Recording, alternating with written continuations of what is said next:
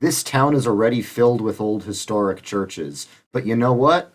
I'm gonna go start a new church plant right over here.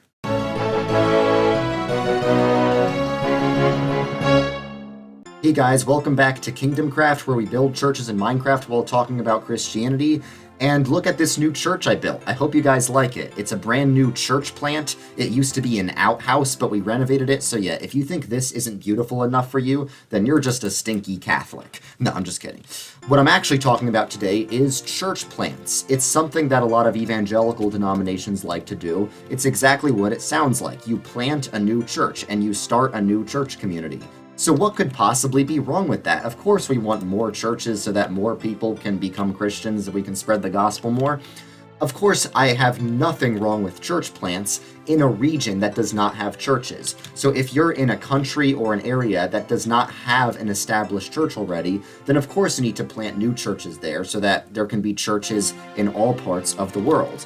But I am speaking from an American context, and America is a country where every single town has like 5 old historic Protestant churches that look like this. In every town there's, a beautiful Presbyterian church, Methodist church, Episcopal church, Lutheran church, Baptist church. So America does not have any shortage of churches. What America has a shortage of is people to attend those churches. Because America is now a post-Christian nation. America used to be a lot more Christian than it is right now. So in America, we have way more churches than we have people to fill. So it doesn't make sense to plant even more churches. All we're doing is just further thinning the Christian population. These churches, these old historic churches, these communities that have been in their towns for like hundreds of years sometimes, they keep dying out. So what we really need people to do is to try and revive those communities rather than trying to start brand new communities. So what are some of the reasons why people plant churches? Well, the first one is that there is something attractive about a fresh new community. And I get it. Oftentimes, fresh new communities feel a lot more welcoming. Oh, look, the attendance in this church went from 0 to 1. Hey, dude. So yeah, fresh new communities are a lot more attractive because if you go to an old church where the only attendees are like 10 boomers, basically a clique of 10 old ladies, it can feel a lot harder to fit in than a brand new community where everyone is kind of new, so there aren't really a lot of cliques that have formed yet.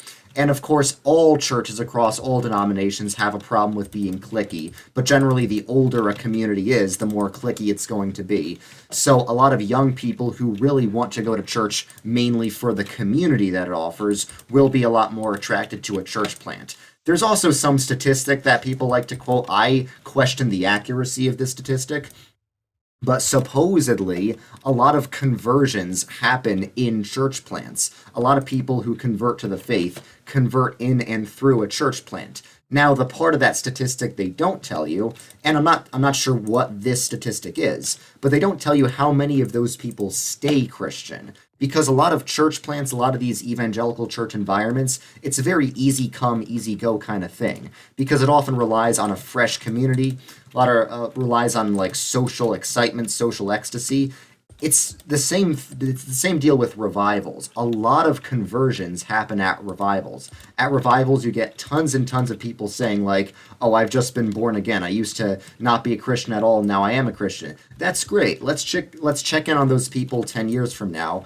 Chances are they are going to not be Christian at all. I remember this. I remember in 2020 there were a lot of TikTok revivals where there are these TikTok preachers. I'm not going to drop names because I am friends with some of these people.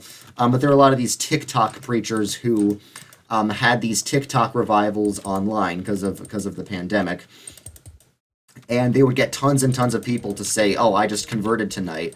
I checked in on a lot of those people 6 months later. They had all taken the Bible verses out of their bio and added pronouns and stuff. And that's not a bug, that's a feature.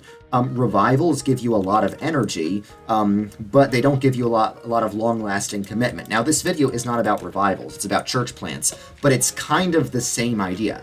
Church plants are communities that start very, very quickly. They also die out very, very quickly. It's easy come, easy go, because they're often not very rooted. a lot of church plants do not last. They are like dumping dry leaves on a fire. They burn very hot for a few seconds, but then once the fire dies down, you're in a worse place than you were when you started out. So I know there are church plants that do last a while, and they do develop into more deeply rooted communities, but a lot of times they don't. So a lot of people who argue for church plants because of how many conversions happen there need to also consider the fact that a lot of those conversions don't last very long. It's got a lot of width, but not a lot of depth, if you understand.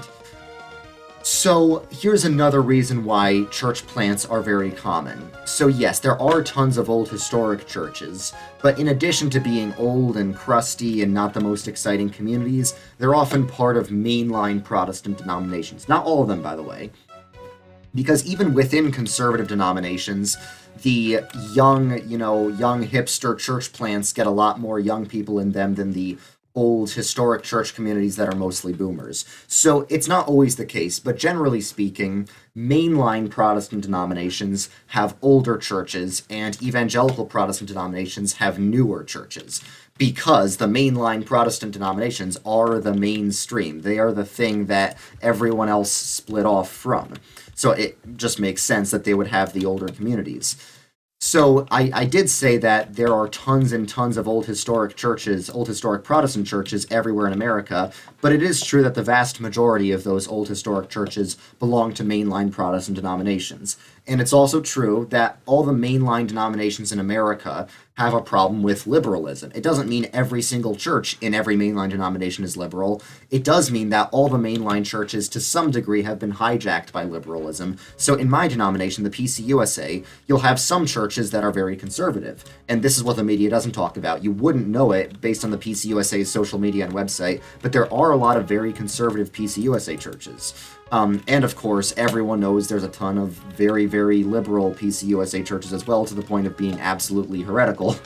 And the majority of PCUSA churches are just moderate, lukewarm boomer communities. But the point is, there's a lot of stigma associated with the label of a mainline denomination, with PCUSA or the United Methodist Church or the Episcopal Church, and a lot of people want to start afresh in an evangelical conservative denomination.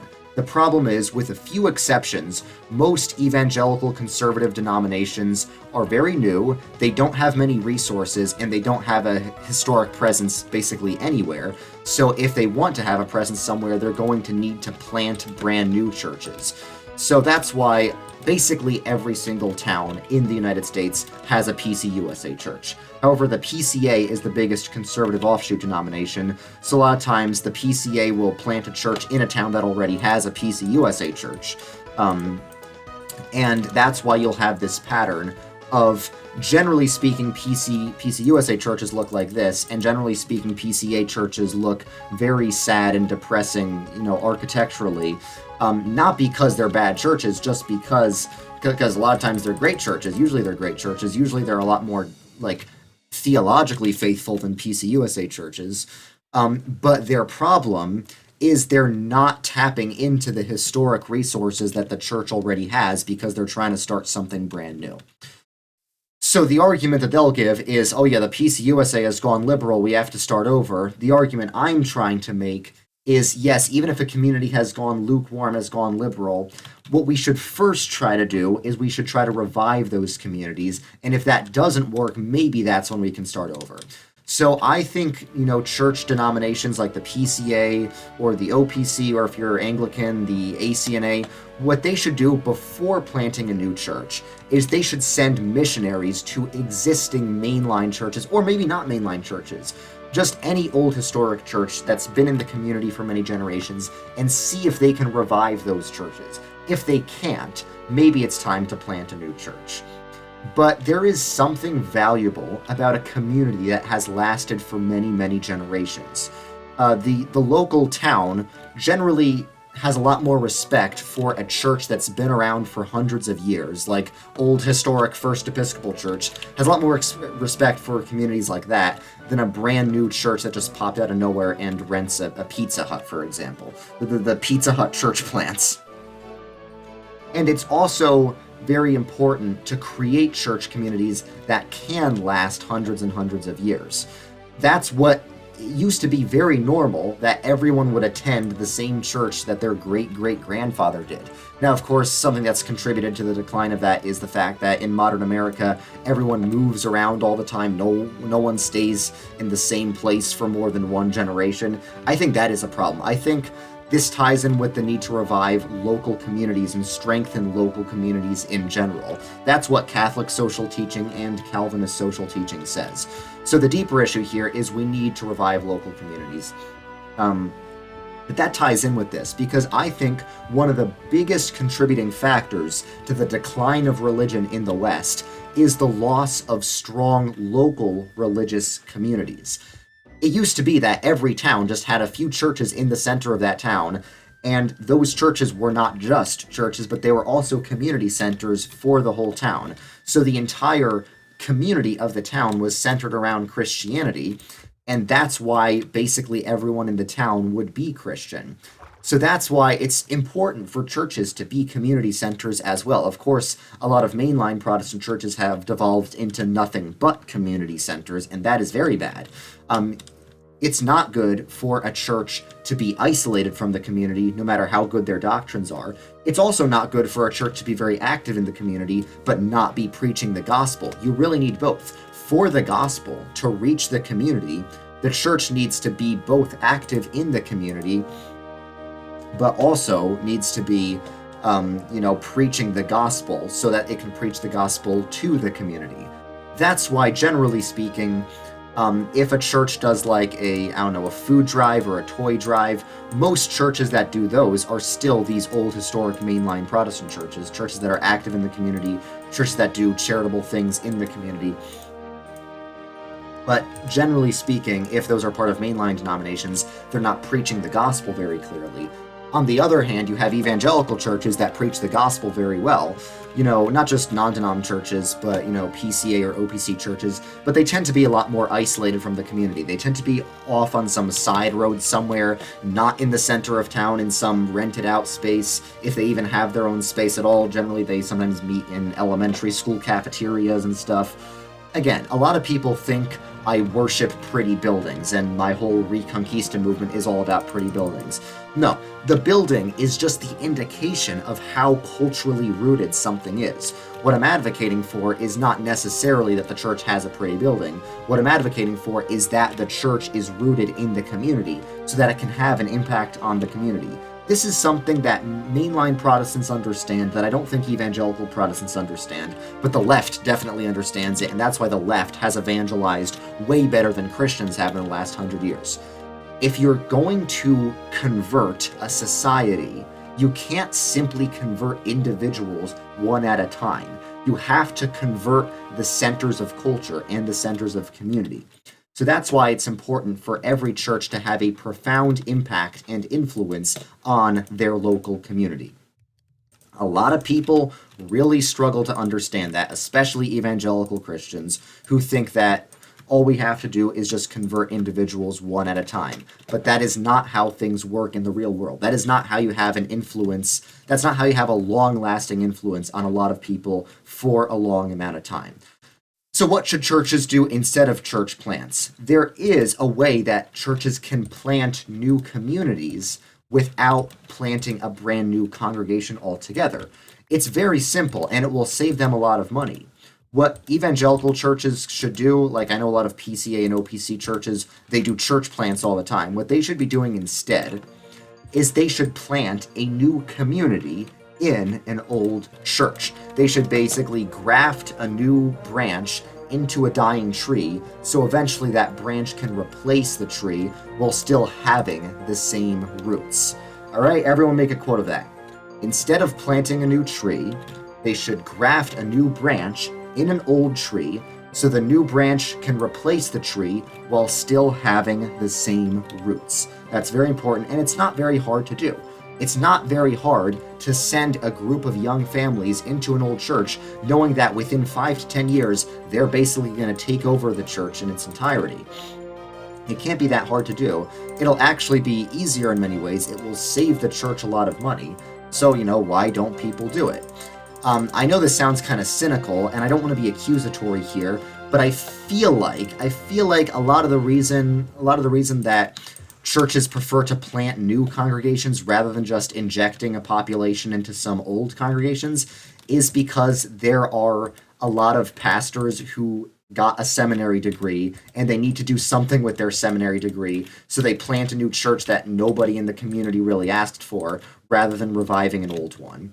Because in these old historic mainline denominations, there's a shortage of pastors, whereas in the evangelical denominations, there's a surplus of pastors. That's why they keep making church plants that nobody asked for. So I know it feels a bit cynical to say this, but I feel like a lot of church plants only exist so that, new pastoral candidates can get a job somewhere. But if you just inject, new evangelical populations into old mainline churches, eventually you still are going to have jobs for those old churches for new pastors. It's just going to take a little bit more time.